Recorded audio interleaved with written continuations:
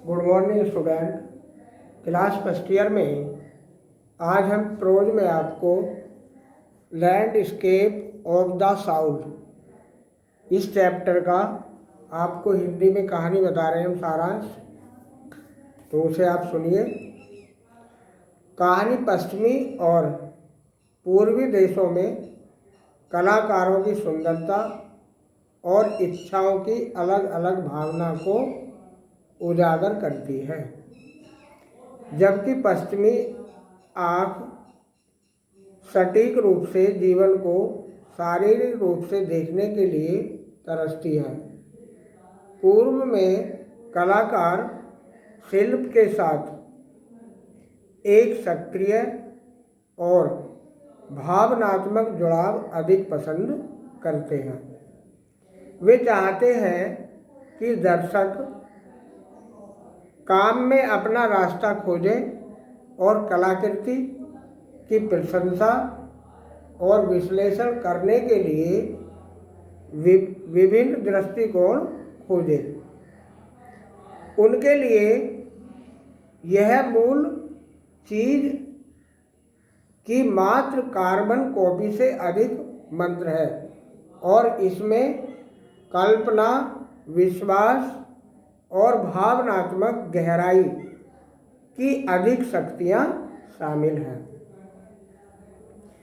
वे अपने काम में आध्यात्मिकता की गहरी भावना पैदा करते हैं, जो इसे जितना दिखता है उससे अधिक वास्तविक बनाता है। लेखक ने अपनी बात को साबित करने के लिए 3 कहानियों का उल्लेख किया है। चीनी लोक कथाओं से लेकर बेल्जियम से। तो अब हम आपको इसकी पहली कहानी आपको ये बता रहे हैं, landscape of the south story first. पहली कहानी सम्राट के शासन में वू डाओजी नामक एक मध्यकालीन चीनी कलाकार के बारे में है। वह रीजेंट द्वारा अपने निवास की दीवारों को पेंट करने के लिए कहा गया था। उसने पहाड़ों, नदी, बादलों, वन्य जीवन, लोगों आदि की एक सुंदर रूपरेखा को चिन्हित किया। शानदार काम के लिए पहाड़ों की तलहटी में एक गुफा चित्रित थी। वू ने गुफा के पास एक बार अपने हाथों से ताली बजाकर और वह ताली बजाई और वह जीवित हो गया। इसने एक नई दुनिया के लिए एक पोर्टल खोला।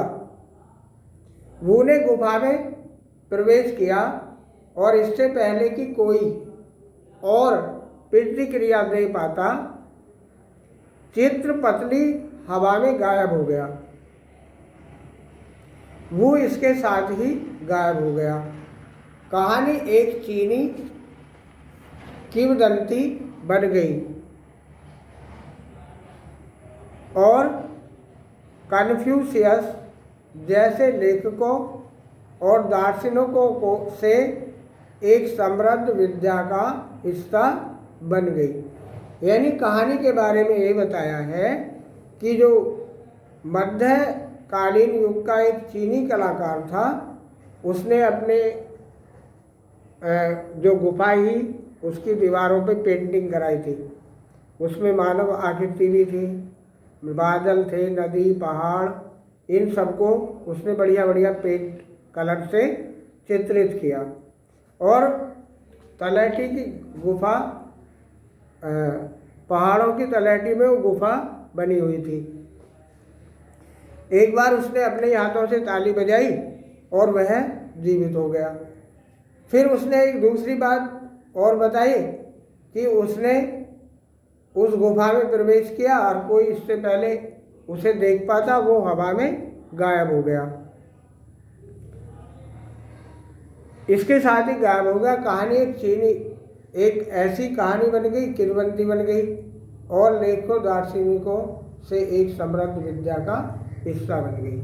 कहानी नंबर 2 में उसने क्या बताया था?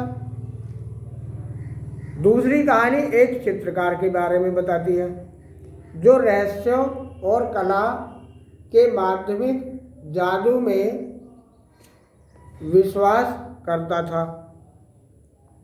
उसने एक शानदार अजगर चित्रित किया गया। हालांकि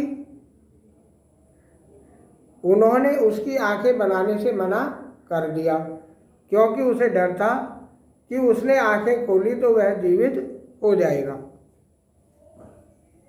उनकी कला में उनके विश्वास की शक्ति और सामर्थ्य इस प्रकार थी कि वे अपनी कला को जीवंत बनाने और आग में झुलसने वाली अजगर के शिकार होने की संभावना से भयभीत थे।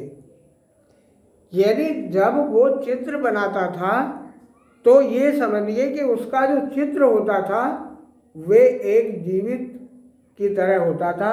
इसलिए अजगर की उन्होंने आंखें नहीं बनाई, आंखें बना देते तो वो जीवित हो उठता। तीसरी कहानी में अब हम मध्य युगीन यूरोप और विशेष रूप से एंटवर्प बेल्जियम में तीसरी और अंतिम कहानी पर आते हैं।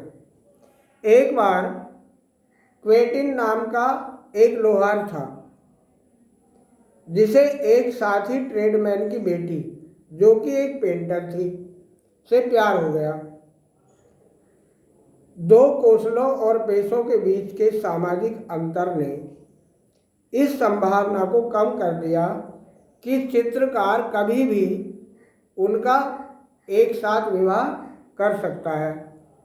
शादी में अपने प्रिया का हाथ मांगने के लिए लोहार ने चित्रकार के पैनल पर एक मक्खी बनाने का फैसला किया।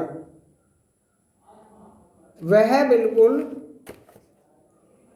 जीवंत लग रहा था और चित्रकार बेवकूफ़ बन गया और इसे जीवित कीट मानकर उड़ाने की कोशिश करने लगा।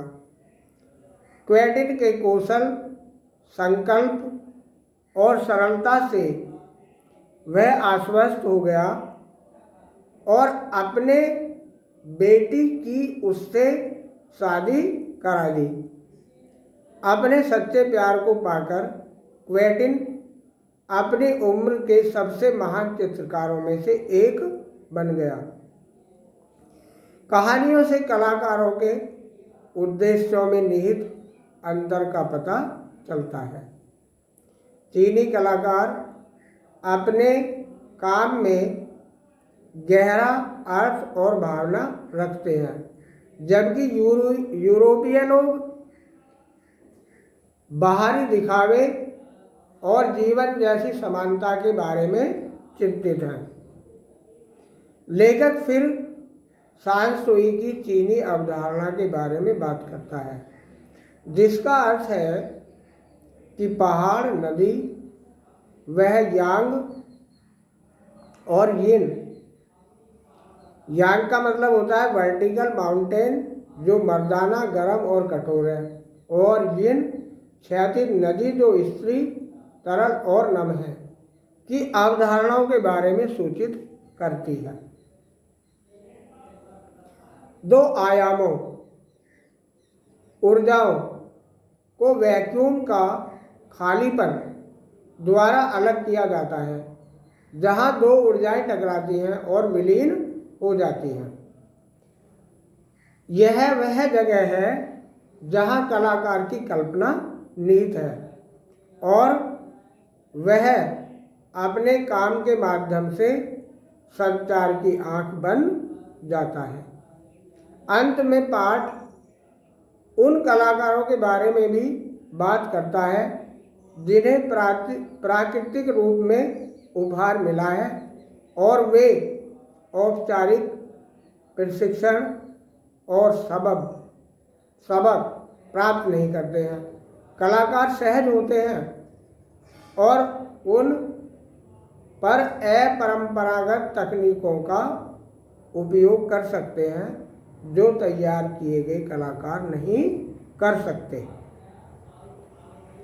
नेक चंद द्वारा विकसित चंडीगढ़ में रॉक गार्डन का उल्लेख करते हुए लेखक ने इसे टाइप किया। वह एक अपरंपरागत जीनियस भी थे जिनके पास अपने समकालीनों और पूर्ववर्तियों से ऊपर और आगे सोचने की दृष्टि भी वो रखते थे। तो ये इस कहानी का सारांश है। इसमें कहानी दी हुई है 3 चित्रकारों की और उनके बारे में ही इसमें बताया गया है। Thank you so much. Happy night day for you.